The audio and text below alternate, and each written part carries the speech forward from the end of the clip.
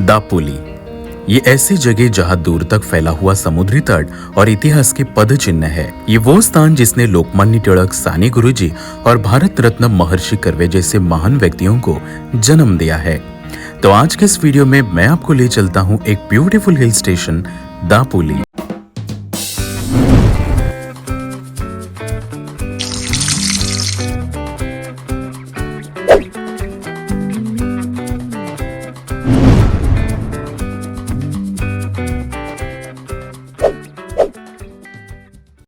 Hello everyone, मैं हूं प्रमोद और आज मैं आया हूं रत्नागिरी डिस्ट्रिक्ट के एक खूबसूरत जगह दापोली में। इस वीडियो में हम एक्सप्लोर करने जा रहे हैं यहाँ के एंशिएंट टेम्पल्स, केव्स, ऐतिहासिक फोर्ट और यहाँ के ब्यूटीफुल बीचेस। अगर आप भी मुंबई के नज़दीक अपना वीकेंड स्पेंड करना चाहते हैं then Dapoli would be your perfect destination. ये सारे इन्फॉर्मेशन के लिए आप वीडियो के एंड तक बने रहिए। दापोली महाराष्ट्र के रत्नागिरी जिले में कोकण तट पर बसा हुआ एक हिल स्टेशन है जो मुंबई से 230 किलोमीटर और पुणे शहर से 190 किलोमीटर की दूरी पर है। मुंबई से दापोली के लिए एसटी और प्राइवेट बसेस की अच्छी सुविधा है। अगर आप ट्रेन से आ रहे हो तो दापोली के लिए नजदीक का रेलवे स्टेशन खेड़ है। रहने के लिए आपको दापोली शहर या फिर मुरुड कर्दे बीच के नजदीक कई सारे ऑप्शंस मिल जाएंगे। दापोली पहुंचने के बाद मैंने मेरे दिन की शुरुआत यहाँ के पांडवकालीन केशवराज मंदिर जाकर भगवान विष्णु के दर्शन से की। इस वक्त मैं हूँ आसुदबाग गांव में, जो कि दापोली से लगभग 7 किलोमीटर की दूरी पर है। केशवराज मंदिर तक गाड़ी नहीं जाती, इसलिए आप अपना प्राइवेट व्हीकल या फिर एसटी बस से आसुदबाग पहुंचकर आगे दापकेवाड़ी से छोटा सा ट्रेक करके मंदिर तक पहुंच सकते हो। मैंने सुबह 8 बजे चलना शुरू किया। हवा में हल्की सी ठंडक थी। जैसे आप दापकेवाड़ी में कदम रखते हो तो आपको यहाँ के खूबसूरत पुराने अंदाज के घर और रास्ते के दोनों तरफ सुपारी के पेड़ दिखाई देंगे। सुबह का समय था। सूरज की किरणें सुपारी के जंगल से झांक रही थी। यहाँ न किसी गाड़ियों का आवाज आ रहा था, न शहर की भाग दौड़ दिखाई दे रही थी। यहाँ से पक्षियों के मधुर संगीत कान में गूंज रहे थे।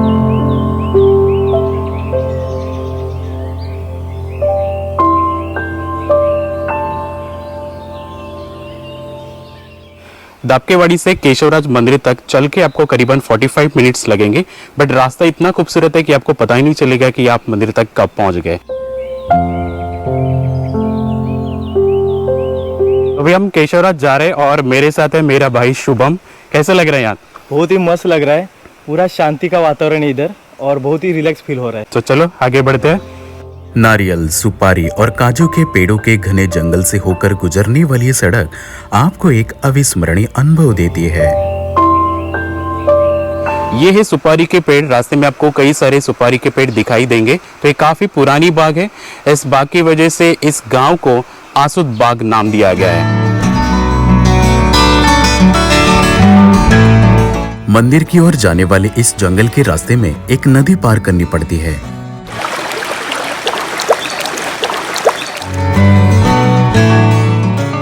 तो ये रास्ते में एक रिवर आती है, तो ये क्रॉस करने के लिए ये ब्रिज बनाया गया है। पहले यहाँ ओल्ड लकड़ी का ब्रिज हुआ करता था, बट अब ये नया कंक्रीट का ब्रिज बनाया गया है।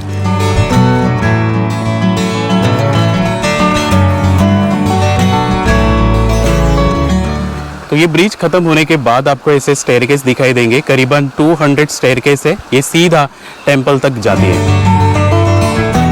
इस छोटे से ट्रैक के बाद सुपारी के पेड़ों से घिरे इस हरे भरे जंगल में स्थित केशवराज मंदिर दिखाई देने लगता है।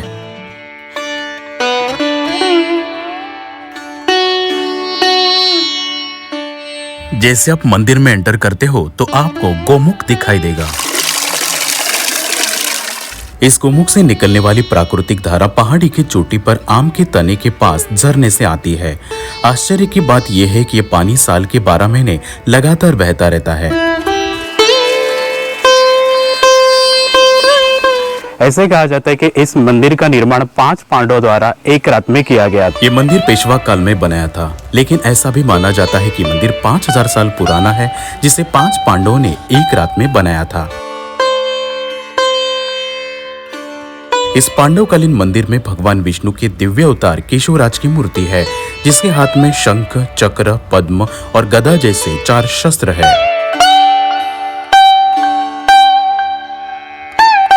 सफेद वस्त्र पहने हुए दिए की रोशनी में चमकती हुई इस श्यामवर्ण मूर्ति को देखकर और यहाँ के शांतिमय वातावरण से मेरा तो यहाँ से निकलने का मन नहीं करा था, पर हमें ऐसे और भी खूबसूरत जगह देखनी थी। इसीलिए दर्शन करने के बाद मैं निकला मेरे अगले डेस्टिनेशन कड़ावरचा गणपति की ओर। कड़ावरचा गणपति दापोली शहर से 24 किलोमीटर दूर आंजरले गांव के पहाड़ी पर है। आप हरणे बाईपास रोड से सीधे मंदिर तक पहुंच सकते हो। केशवराज के दर्शन के बाद अब हम जा रहे कड़ावरचा गणपति का दर्शन करने। कड़ावरचा मतलब होता है पहाड़ी के चोटी पर विराजमान गणेश जी।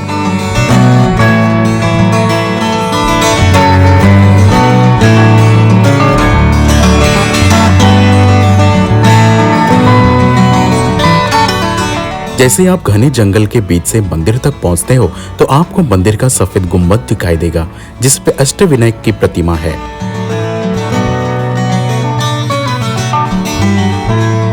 मंदिर में प्रवेश करते ही दाहिनी सूंड की गणेश जी की प्रतिमा दिखाई देगी।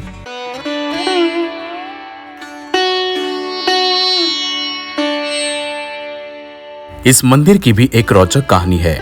आंजरले बीच के किनारे पहले एक सिद्धिविनायक मंदिर हुआ करता था, पर समुद्र के बढ़ते पानी की वजह से वो मंदिर जल में हुआ। इसलिए गांव वालों ने पहाड़ी पर एक नया मंदिर बनाकर इसे पुनः स्थापित किया। ऐसे माना जाता है कि गणेश जी ने इस नए मंदिर में विराजमान होते समय अपना पहला कदम इस पहाड़ी पर रखा, इसलिए यहाँ एक पैर का निशान बना है जिसे गणपति चपाउल कहते हैं।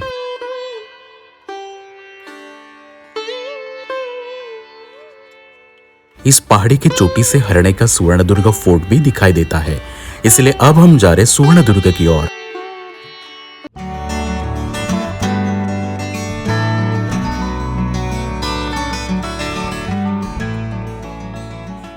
दापोली से 17 किलोमीटर की दूरी पर हरणे गांव के नजदीक ये समुद्री किला है। हरणे लाइट हाउस से फेरी बोट लेके आप फोर्ट तक पहुंच सकते हो।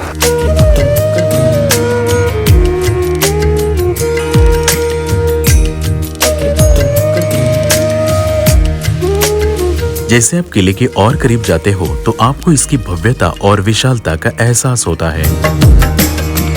यहाँ उतरने के लिए जेट्टी की व्यवस्था नहीं है, इसलिए किले के किनारे लगे पत्थर का सहारा लेकर बोट से उतरना पड़ता है।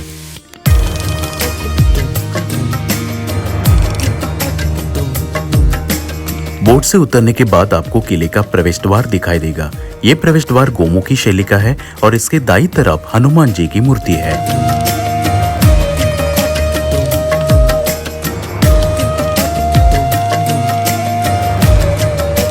अभी इस वक्त हम हैं सुवर्णदुर्ग फोर्ट पे और आप देख सकते हो यहाँ एक मीठे पानी का कुआं है और कई सारे बड़े पेड़ दिखाई दे रहे हैं, इसलिए ऐसे लग ही नहीं रहे कि हम चारों तरफ पानी से घिरे हुए एक फोर्ट पर है। सुवर्णदुर्ग अरब सागर के एक छोटे से द्वीप पर है और इसी वजह से ये किला रणनीतिक रूप से महत्वपूर्ण था। छत्रपति शिवाजी महाराज जिन्होंने 1660 में ये किला अली आदिल शाह से जीतकर अपने मराठा शासन में अधीन कर दिया।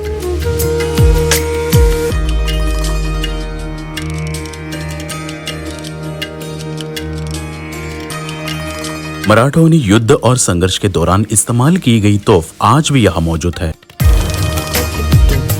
सुवर्णदुर्ग देखने के बाद अब मैं आपको ले चलता हूँ हरणे फिश मार्केट। अभी मैं हूँ हरणे फिश मार्केट, जो कि महाराष्ट्र के सबसे बड़े फिश मार्केट में से एक है। यहाँ पे फिश का ऑक्शन किया जाता है। अगर आप नॉन वेजिटेरियन हैं तो डेफिनेटली ये प्लेस विजिट करना चाहिए। ये मार्केट लाइट हाउस के नजदीक हरणे बीच पर रोज 4 बजे से शुरू होता है।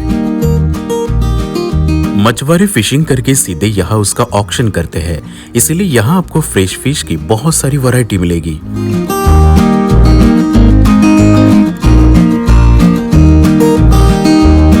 दापोली आने वाले हर एक फिश लवर की ये एक फेवरेट जगह है।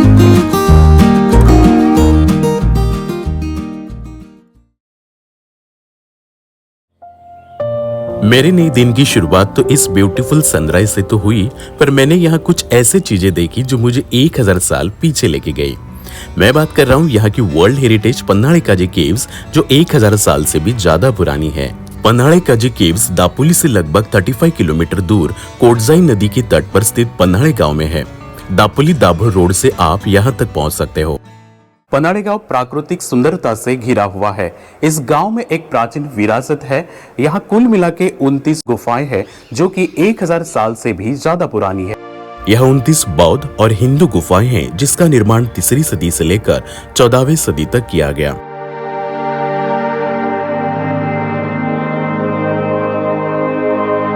अब दिखाई देने वाली गुफाएं पहले मिट्टी के नीचे दबी हुई थी। 1970 के दौरान पन्हाड़े गांव के एक किसान को अपने खेत में एक ताम्रपत्र मिला और 1972 में भारतीय पुरातत्व विभाग ने उस स्थान पर खुदाई की जहां ताम्रपत्र मिला था और उसके बाद मलबे के नीचे पूरी तरह से छिपी हुई इस गुफाओं का पता चला।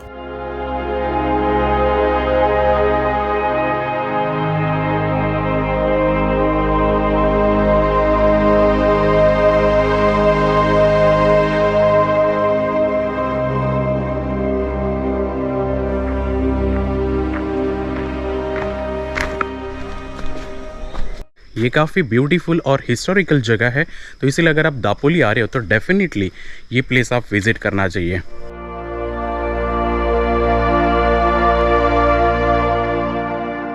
यहाँ की गुफाएं हीनयान, महायान, वज्रयान, शैव और नाथ संप्रदाय की वास्तुकला को प्रदर्शित करती है।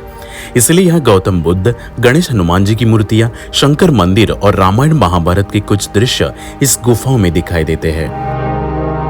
इसका प्राचीन इतिहास, कलाकृति और इसकी बनावट आज भी लोगों को हैरान कर देती है। इस प्राचीन और रहस्यमय पन्हाड़े काजी केव्स देखने के बाद आप दाभोळ के एक गुफा में प्राकृतिक रूप से बनी हुई मां चंडिका का दर्शन कर सकते हो। ये मंदिर दापोली से लगभग 28 किलोमीटर और दाभोळ पोर्ट से 3 किलोमीटर की दूरी पर है। गुफा में विराजमान मां चंडिका का दर्शन करने के लिए एक छोटे से दरवाजे से झुककर गुफा में जाना पड़ता है। इस गुफा में सिर्फ तेल के दीपक से ही रोशनाई की जाती है।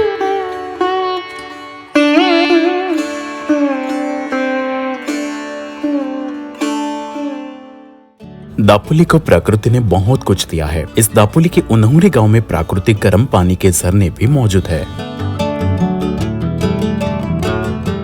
तो अब मैं हूँ उन्हौरे गांव में, जो हॉट वाटर स्प्रिंग्स के लिए फेमस है। उन्हौरे दापोली से लगभग 32 किलोमीटर की दूरी पर है। आप यहाँ एसटी या फिर शेयरिंग कैब से भी आ सकते हो।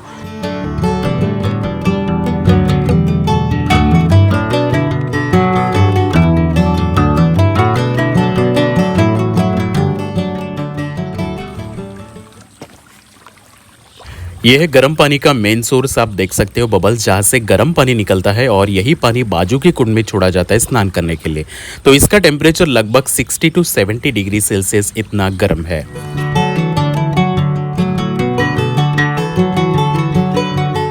यह पूरे साल गर्म पानी रहता है। इस पानी में सल्फर यानी कि गंधक होने के कारण इसके स्किन के लिए काफी बेनिफिट्स है, इसलिए यहाँ दूर से लोग स्नान करने के लिए आते हैं।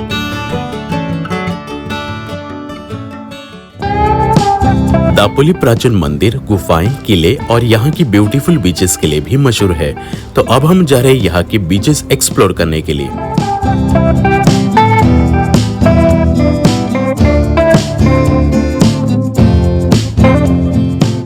सो ये है करदे बीच, काफ़ी नीट एंड क्लीन है और अच्छे से मेंटेन किया हुआ है। तो इसलिए अगर आप यहाँ पे आ रहे हो तो मेक श्योर कि आप अपना कचरा अपने साथ ही रखें और डस्टबिन में ही डालें। इनफैक्ट आप कहीं पे भी जाते हो तो ये बात ज़रूर ध्यान में रखनी चाहिए।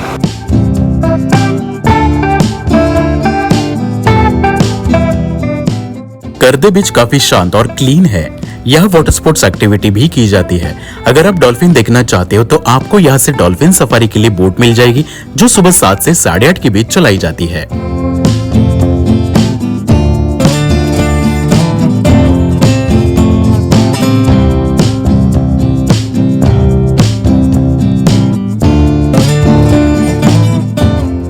करदे बीच से कुछ ही मिनटों की दूरी पर मुरुड बीच है। ये आपको करदे बीच से थोड़ा सा क्राउडेड लगेगा, पर यहाँ भी आप वाटर स्पोर्ट्स एक्टिविटी एंजॉय कर सकते हो।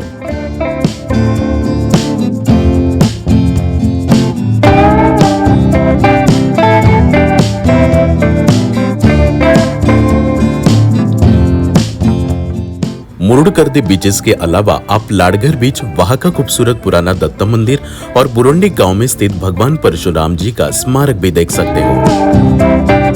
दापोली के इस जर्नी में मैंने कई जगह देखी, पर हरणे लाइट हाउस और पाचपंडरी हिल से डूबता हुआ सूरज देखकर मन को एक अलग ही सुकून मिला। अब मैं अपने दापोली की जर्नी इस ब्यूटीफुल सनसेट से एंड करता हूँ। आई होप आपको ये वीडियो पसंद आया होगा। अगर आपको वीडियो पसंद है तो लाइक शेयर एंड सब्सक्राइब जरूर करना।